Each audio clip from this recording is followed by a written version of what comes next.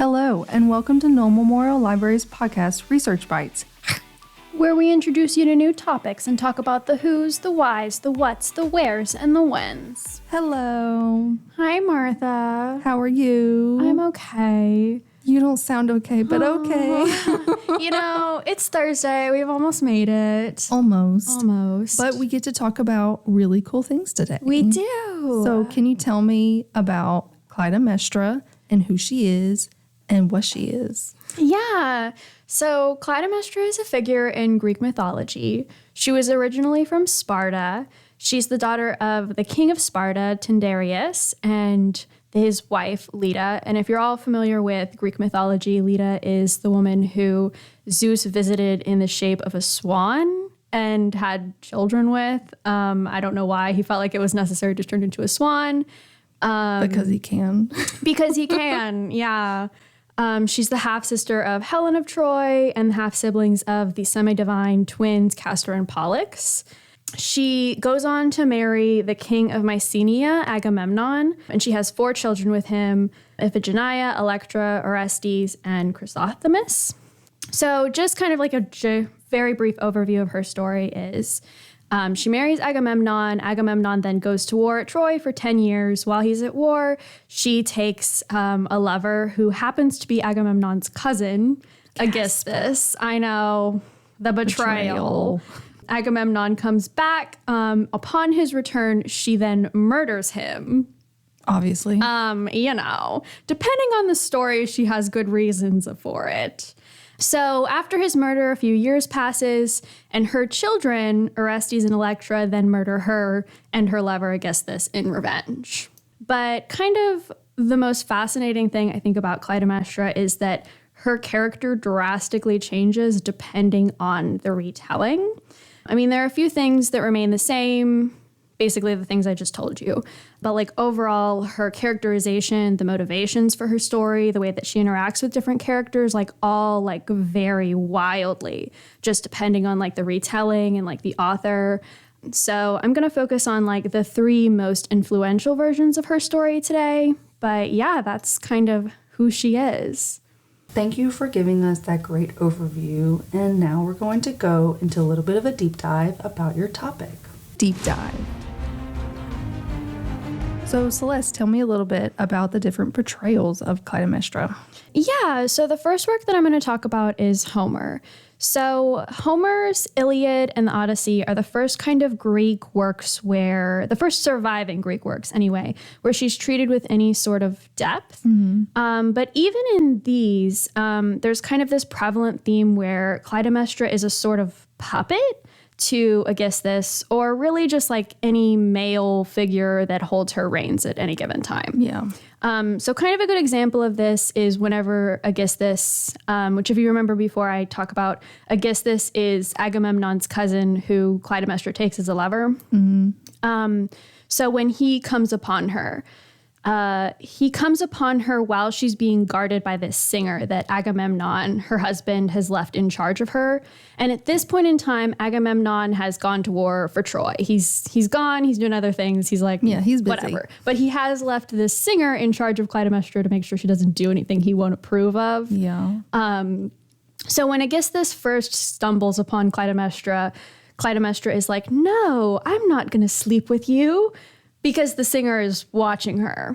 At least this is what Homer implies. Mm-hmm. And then Aegisthus kills the singer and gets rid of his body. And suddenly Clytemnestra is like, okay, we can sleep together now. So it's just this idea that like she doesn't have any autonomy that is not controlled by the man, whoever it is that like is in charge of her. Yeah.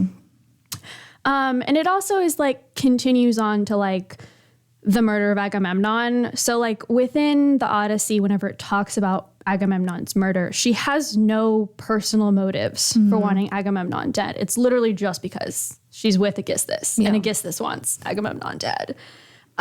Whatever he wants, she wants. Duh. Yeah, I mean, she's not allowed to think for herself. Yeah.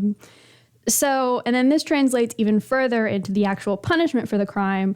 So whenever her children, Orestes and Electra, come to then kill Aegisthus, they only kill Aegisthus. Like, she's not even mentioned in this part. Oh, wow. Okay. Even so she's not even like, oh, you're not even part of, like, it's obvious you weren't really part of this. Like, yeah. Right. Like, Which she is doesn't kind of even, sad. like, she wasn't even, like, she had no mastermind or no thought behind the actual murder. So she doesn't get any punishment behind it, I guess. There is some thought behind this, like maybe Homer did this just to make it straightforward. Like, Orestes is obviously in the right for killing Aegisthus. And there's no complication of like, oh, but he's actually killing his mother too. But I think it's more complicated than that of like, well, Clytemnestra was not a thoughtful party. Like, she had no autonomy. But then it's not that simple either, because even though she has no autonomy, she's also not absolved of any crime. It's this double standard we see even back in ancient times of she's still considered shameful. Whenever Agamemnon talks about her, he talks about how she's splashed shame on herself and the rest of her sex, and like she's failed in her duty as a wife.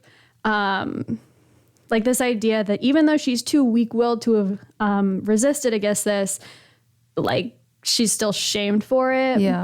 Even though didn't Agamemnon cheat on her while he was away? Oh, so fully. What's the big deal with her cheating? Well, because women are supposed to be faithful and men are not held to that standard. Whatever. Yeah. Well, and she's also often juxtaposed against like Penelope, who's like this stereotypical good Greek wife. She waited all this time, 20 years. Which is also very interesting because this juxtaposition happens in the Iliad. I'm sorry, in the Odyssey, where Odysseus also cheats on Penelope, but Penelope is expected to be faithful to him. And even when she like fake gives in or like looks like she's going to, she's shamed for it. So like the same thing kind of happens to Clytemnestra. They have to, their men are off at war and they are home holding down the fort. And anything that they do negatively impacts their ability as a housewife. Right. Or the head of household, kind of, because they're basically the head of household while they're away. Right. And in charge. They are, yeah. Yeah. So whatever they do, basically, what is it? Whatever they do, just like brings, forgetting the name for it, like the double standard of like, you can do all this work to hold down the fort, but anything you do that's slightly bad is immediately undoes all the work that you did to like you held down while your husband was away fighting a war. Yeah. But he was away. Right. Also cheating. You do like one bad thing and now all of the good things you've done don't count anymore. Doesn't matter anymore. Yeah, definitely. So that's the Clytemnestra of Homer. Pretty like one-dimensional. Everything she does is like tracked back to Aegisthus. I mean, pretty. It's more like she's just dragged along for the ride. Like, oh, come on. You're going to come with me. And it's like, okay. I mean, almost just like a plot device for the men. It wouldn't pass the Bechdel test at all. She definitely would not. It's kind of sad. But never fear, she gets more interesting. So now we move into Aeschylus's Oresteia. And this is like a complete 180 in her behavior, her characterization, her motivation, and even like the way that she interacts with other characters. So she's now basically like the central villain of the story. And now Aegisthus is her side lover. And his motivations like only exist kind of in relation to hers. I also kind of want to talk about like she is now given a motive for her murder of Agamemnon. And this is the murder of her daughter Iphigenia. What happens is whenever Agamemnon is going to Troy, he offends Artemis by killing one of her sacred stags. And in retaliation, Artemis makes it so there's no winds when they're trying to like sail. And the only way to like make it so that they have winds is to sacrifice their daughter Iphigenia to Artemis. And Agamemnon, of course, does it because Duh. We need the wind. He's got to go to Troy. And he basically like tricks his daughter Iphigenia and Clytemnestra into thinking Iphigenia is going to get married to Achilles. The great Achilles warrior. So they go to Aulis where they're going to like sail. And then while they're there, he sacrifices Iphigenia. And Clytemnestra is like, oh my God, you just killed my daughter. Yeah. But then he's gone for 10 years. And when he comes back, she kills him. Yeah. So, I mean, as reasons go, that's a pretty good reason. It's a pretty good reason. And it's like the whole thing is framed as him like choosing his duty to the military over his duty to his family. Yeah. So like, I mean, it's a complicated choice for him because it's like he had assembled all of these kings and stuff. So like it would be hard for him to just be like, never mind, go home. But at the same time, like he murders his daughter. Yeah. So. And tricked her into it. Right. Which makes also it even like worse. Which makes it even worse, like lied to them. Anyway, so that's like the motive that Clytemnestra is now given. So she now has like her own autonomy. She now has like her own motivations. She now has like a dimension that she did not have in Homer. Yeah. Another thing that's really, really interesting about Aeschylus' Oresteia is this subversion of gender roles that kind of happens. In the prologue of the play, there's this watchman who like is the first to learn that Troy has fallen. And he does this because there's like a series of beacons that signal the fall of Troy. And we learn that Clytemnestra is the one who came up with this beacon signal. Wow. And he flat out describes her as maneuvering like a man, which is kind of a fascinating wordplay for ancient Greece. So that's kind of our introduction to Clytemnestra in this play. Is she's been running Mycenae since Agamemnon's been gone. Clever enough to come up with this beacon system. And she apparently maneuvers like a man. Fast forward, Agamemnon comes back and Clytemnestra like welcomes him as he's like in his chariot. Like he hasn't even stepped out of his chariot yet. And she unrolls this like tapestry. And she's like, walk across this tapestry and into our palace. And he's like, that's a bad idea. Like, I don't want to be full of hubris and not like step upon the ground and act like I'm equal to the gods. And she's like, they have this verbal sparring match where Clytemnestra basically like verbally spars him into submission, into like doing what she wants. Like she wins this verbal sparring match. So we see this idea of her not just being like competent enough to win or like run the city in her husband's absent, but like verbally powerful enough to overpower Agamemnon. Yeah. Who is like this lord of men. Like he's not just a nobody. Yeah. And she does this like throughout the play. Like she does like while she's talking to other people, not just Agamemnon. But like this while she's talking to Agamemnon is one of the main points of it. But she does it through like double meanings, deceptions, and like sexually charged language. And these are all considered like very feminine ideas. Like women are supposed to be treacherous. Women like tempt you with their sexuality. You know, we're horrible, you know. We just can't help it.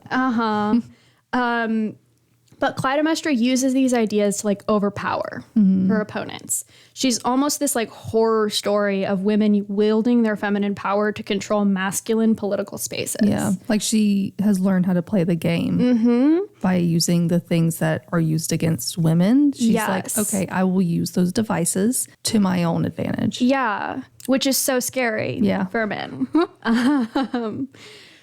Especially if she can overpower him with words. Like she didn't have to use any physical altercate. Like she didn't have to use her fists or anything. Even though like Spartan women were very strong, she didn't have to do that. She could just be like, you're going to walk across that tapestry. Yeah. But she said it more fearfully and forcefully than I did.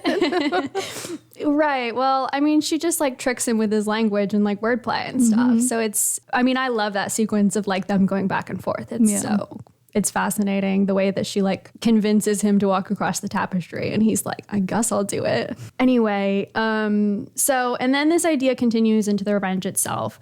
So unlike Homer's version of Clytemnestra, where Aegisthus is the one who kills Agamemnon, Clytemnestra is the one who kills Agamemnon and Cassandra, who is the Trojan slave that Agamemnon brings back with him. Yeah. Which, I mean, that part's a little like, I don't know that she needed to go that far. No. Cassandra really didn't do anything. Yeah. But So she's the one who kills Agamemnon herself. And like Aegisthus doesn't even show up until Clytemnestra has come out of the palace and like given this speech about how Agamemnon is dead and these are the reasons why she's done it. Like she gives this whole speech about how he killed Iphigenia and he had it coming and like she doesn't feel bad at all. And then he shows up and he's like, yeah. And he also talks about how like he got revenge for like things that happened like in their family history because he's Agamemnon's cousin. And he's like, yeah, I was the mastermind behind it. And then the chorus, who like in Greek tragedy, there's like a chorus. The chorus like is like, you hid and Clytemnestra killed him. They're like, you were not the mastermind. Like they genuinely call him out, which I think is funny. And there's He's like just there to show up and be like, yeah, Clytemnestra, I helped. She did great, but I did a lot of the work and there's too. a lot of like feminine language too that I guess this has. Like he calls himself the weaver of revenge, which you know is like women were supposed to be weavers and things like that. So yeah, I mean, he's the lover in this story. He's the feminine lover, which I think is like the subversion of gender roles. And I guess this is, Aeschylus' Oresteia is so fun. Is this the second like retelling of her? Like, so there was Homer's Iliad and the Odyssey. And then is this the second one, like the one following that one?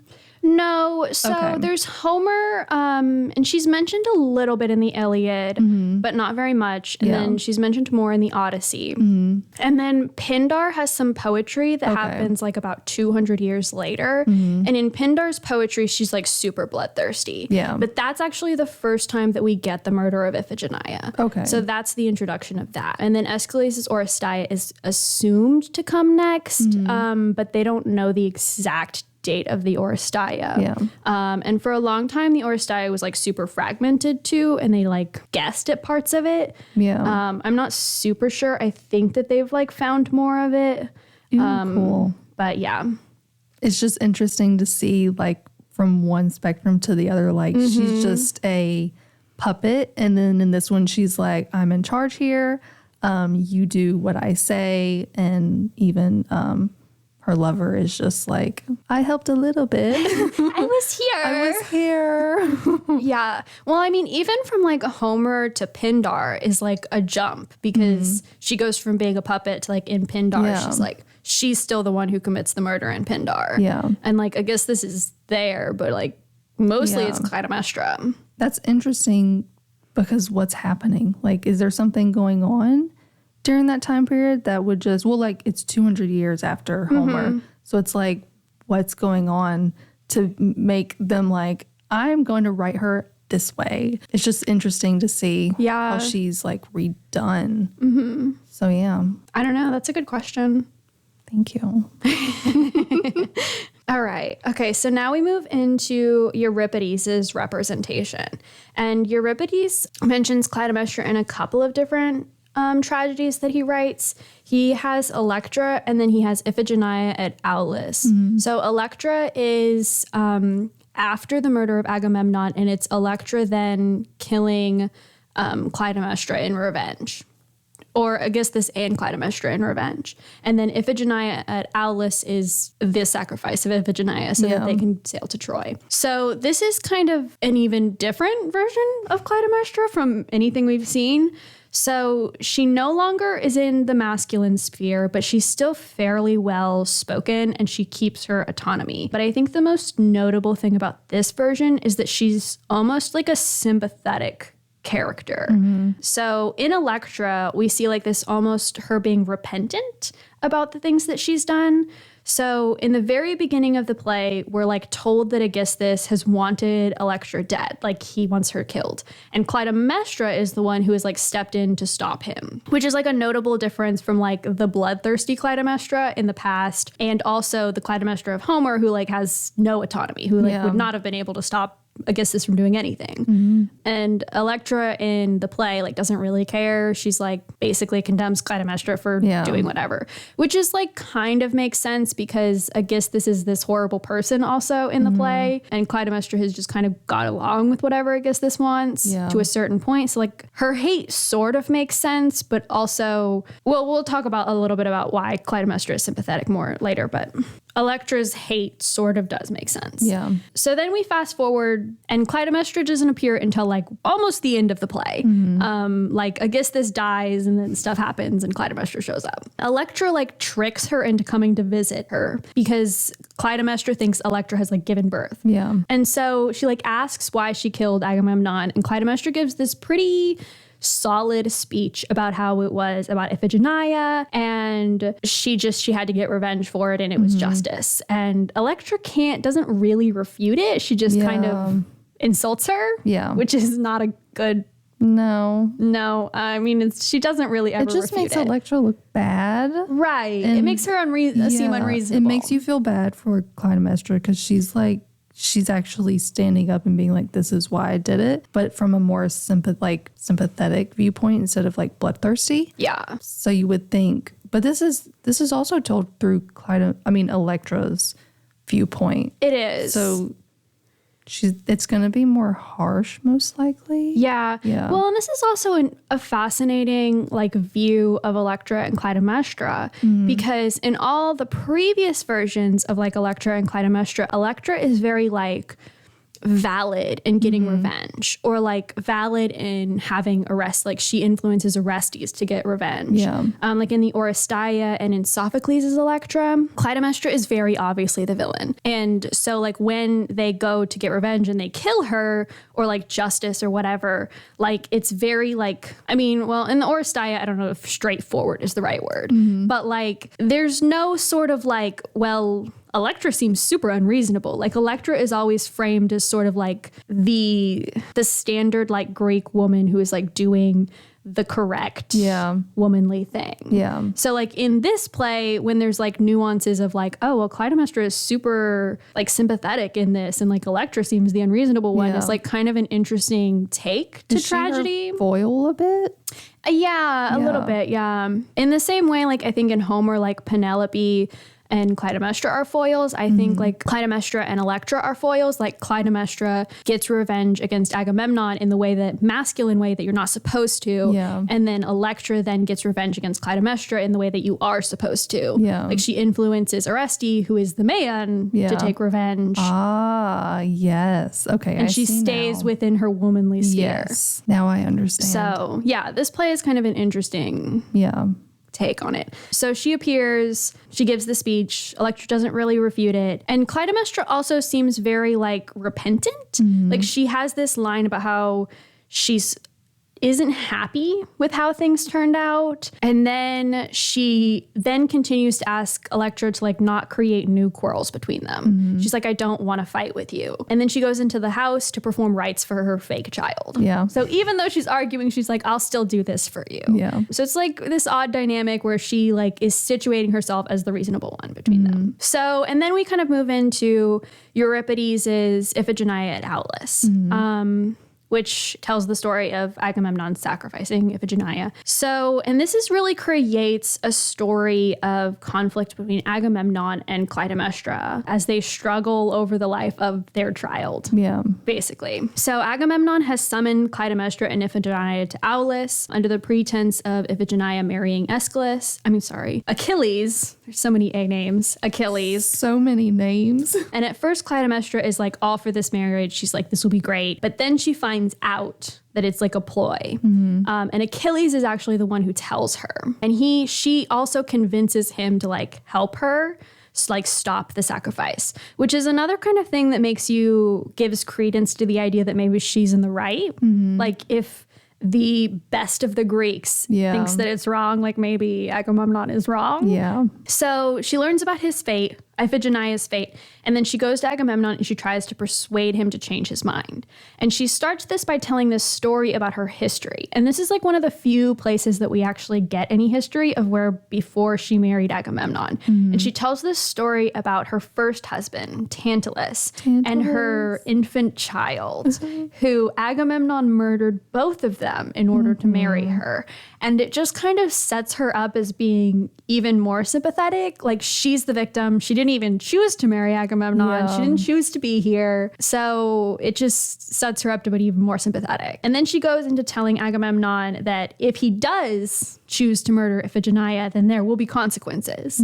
She's going to kill him. Yeah. I mean, she doesn't outright say that, but she kind of hints at it. Yeah. And then he goes on to do it. So it kind of sets up this idea that like everything is Agamemnon's own fault. Yeah. It's nice to see. His, like, Iphigenia's fate is his fault, his death is his fault, and Clytemnestra's like subsequent evil deeds are like almost his fault because she asked him not to and warned him and he did it anyway. Yeah. So it kind of creates a little bit more sympathy for her. So like we can kind of see how like in Electra, how she's like repentant and like sympathetic and sorrowful, like how that kind of makes sense with how Euripides has portrayed her in Iphigenia at Aulis, because she never really wanted to be there. Yeah. She just had to get revenge for what happened. But yeah, that's Euripides' version of her. Kind of a little bit different of a take. I like it much better than the other ones. Yeah? Because we actually get a backstory and people are like, oh yeah, you might be a little justified. Instead of the other ones where they're like, what?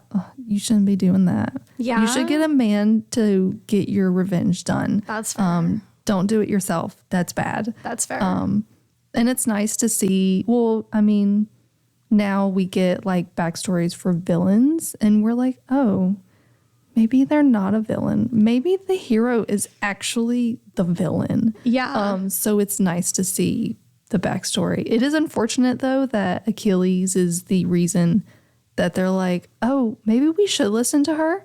It's like whenever a man says what you just said and everyone's like, oh my God. What a great idea. What a great idea. You might be right, which is unfortunate as well. Yeah. But yeah, I like that version better. Euripides, yeah. That's And a it's cool better, version. and it feels more like it feels better when she does get her vengeance because she's avenging her dead child and her dead husband, who was amazing in one of the retellings. Yeah.